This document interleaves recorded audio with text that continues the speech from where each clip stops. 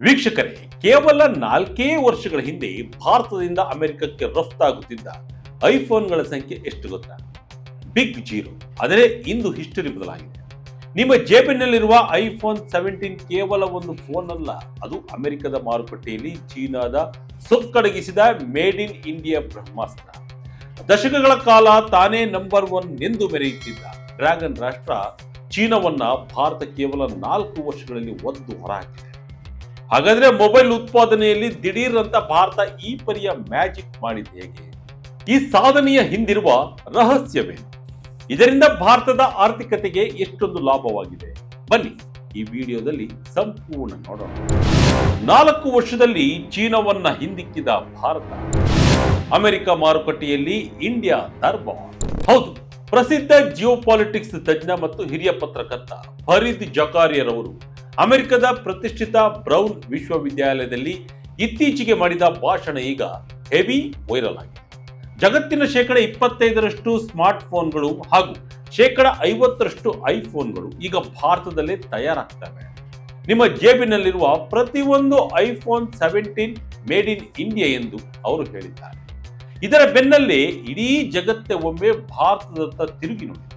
ಭಾರತದ ರಫ್ತು ವಲಯ ಎಂದರೆ ನಮಗೆ ಮೊದಲು ನೆನಪಾಗುತ್ತಿದ್ದುದು ಡೀಸೆಲ್ನಂತಹ ಪೆಟ್ರೋಲಿಯಂ ಉತ್ಪನ್ನಗಳು, ವಜ್ರಗಳು ಮತ್ತು ಕೃಷಿ ಉತ್ಪನ್ನಗಳು.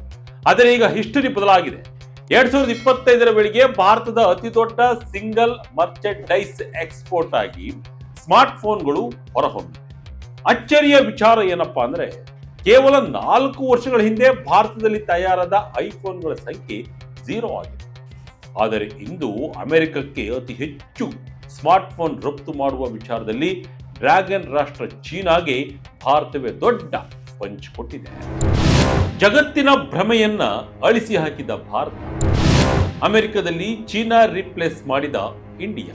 ವೀಕ್ಷಕರೇ, ಈ ಹಿಂದೆ ಅಮೆರಿಕದ ಮಾರುಕಟ್ಟೆ ಎಂದರೆ ಅಲ್ಲಿ ಚೀನಾದೇ ಏಕಸ್ವಾಮ್ಯ ಮತ್ತು ಬೃಹತ್ ಪ್ರಮಾಣದಲ್ಲಿ ಅತಿ ನಿಖರವಾದ ವಸ್ತುಗಳನ್ನು ತಯಾರಿಸುವ ಸಾಮರ್ಥ್ಯ ಕೇವಲ ಚೀನಾಗೆ ಮಾತ್ರ ಇದೆ ಎಂಬ ಭ್ರಮೆ ಜಗತ್ತಿಗೆ.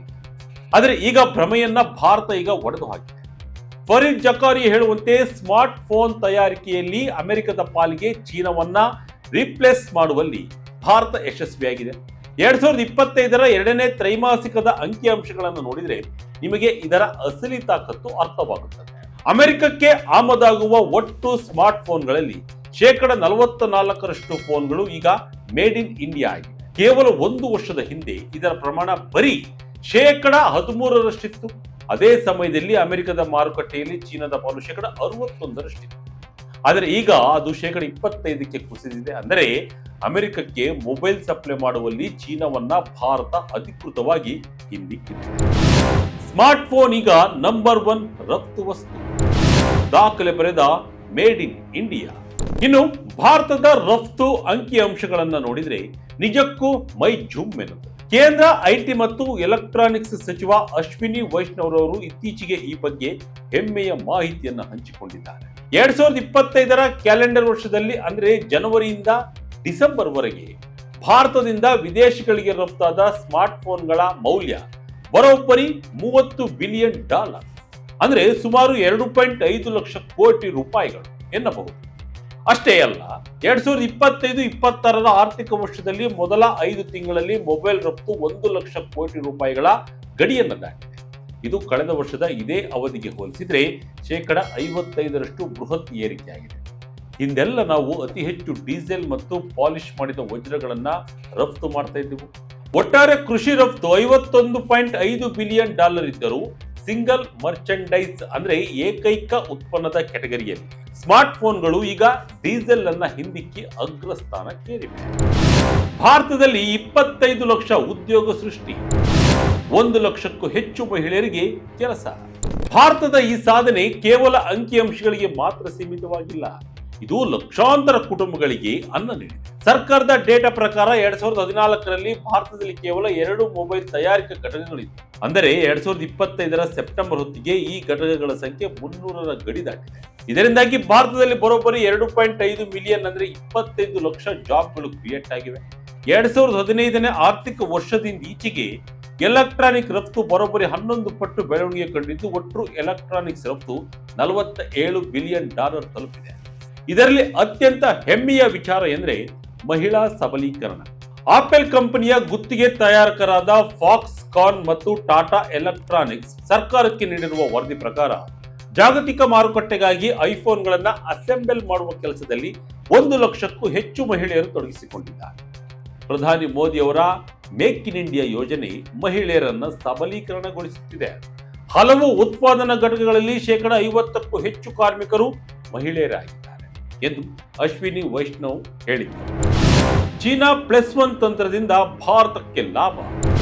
PLI ಸ್ಕೀಮ್ ಮಾಡಿದ ಬಿಗ್ ಮ್ಯಾಜಿಕ್. ಹಾಗಾದ್ರೆ ಇಷ್ಟು ದೊಡ್ಡ ಬದಲಾವಣೆ ದಿಢೀರಂತ ಹೇಗೆ ಸಾಧ್ಯವಾಯಿತು?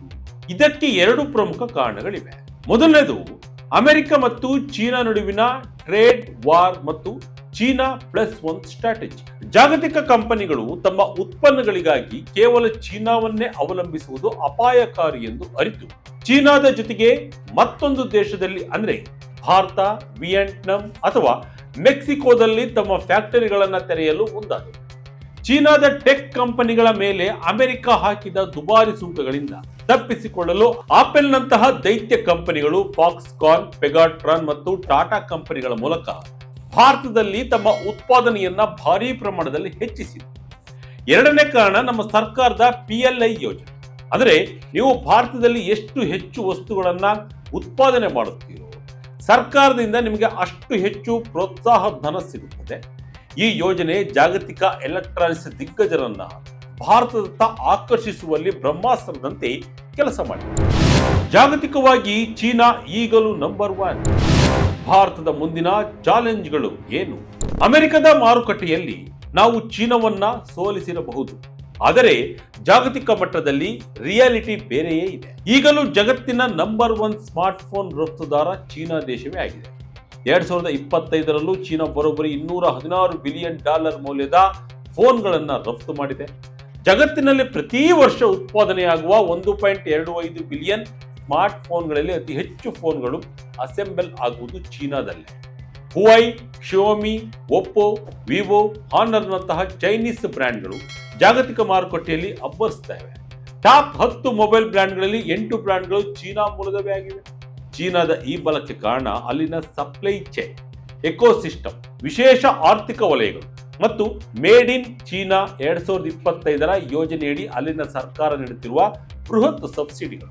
ಆಪಲ್ ಮತ್ತು ಸ್ಯಾಮ್ಸಂಗ್ ಕಂಪನಿಗಳು ಜಾಗತಿಕವಾಗಿ ತಲಾ 240 ಮಿಲಿಯನ್ ಫೋನ್ಗಳನ್ನ ಉತ್ಪಾದಿಸಿದರೂ ಅದರ ಬಹುದೊಡ್ಡ ಪಾಲು ಈಗಲೂ ಚೀನಾದಲ್ಲೇ ಇದೆ.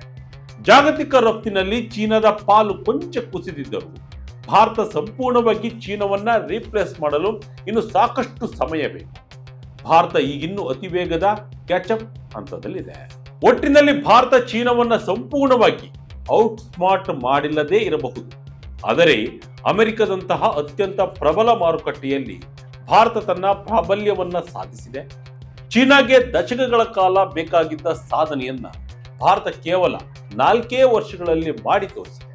ಇದೊಂದು ಜಿಯೋಪೊಲಿಟಿಕಲ್ ಗೆಲುವು ಎಂದು ಹೇಳಬಹುದು. ಅಮೆರಿಕ ಮತ್ತು ಚೀನಾ ಟೆಕ್ ಸಮರದಲ್ಲಿ ಭಾರತಕ್ಕೆ ಅತಿದೊಡ್ಡ ಪೂರೈಕೆದಾರನಾಗಿ ಹೊರಹೊಮ್ಮುವ ಮೂಲಕ ಭಾರತ ತನ್ನ ಸ್ಥಾನವನ್ನ ಭದ್ರಪಡಿಸಿಕೊಂಡಿದೆ. ಮುಂದೊಂದು ದಿನ ಜಾಗತಿಕ ಮಟ್ಟದಲ್ಲೂ ಮೇಡ್ ಇನ್ ಇಂಡಿಯಾ ಫೋನ್ಗಳು ನಂಬರ್ 1 ಆಗೋದ್ರಲ್ಲಿ ಯಾವುದೇ ಅನುಮಾನವಿಲ್ಲ. ಇದಕ್ಕೆ ನೀವೇನಂತೀರಿ? ಇದಾಗಿತ್ತು ಈ ಕ್ಷಣದ ಇಂಟ್ರೆಸ್ಟಿಂಗ್ ಸ್ಟೋರಿ. ಇದೇ ರೀತಿಯ ಸ್ಟೋರಿಗಾಗಿ Vijaya Kanaka website, YouTube page, Facebook page follow ಮಾಡ್ತಾ ಇರಿ. ಧನ್ಯವಾದಗಳು.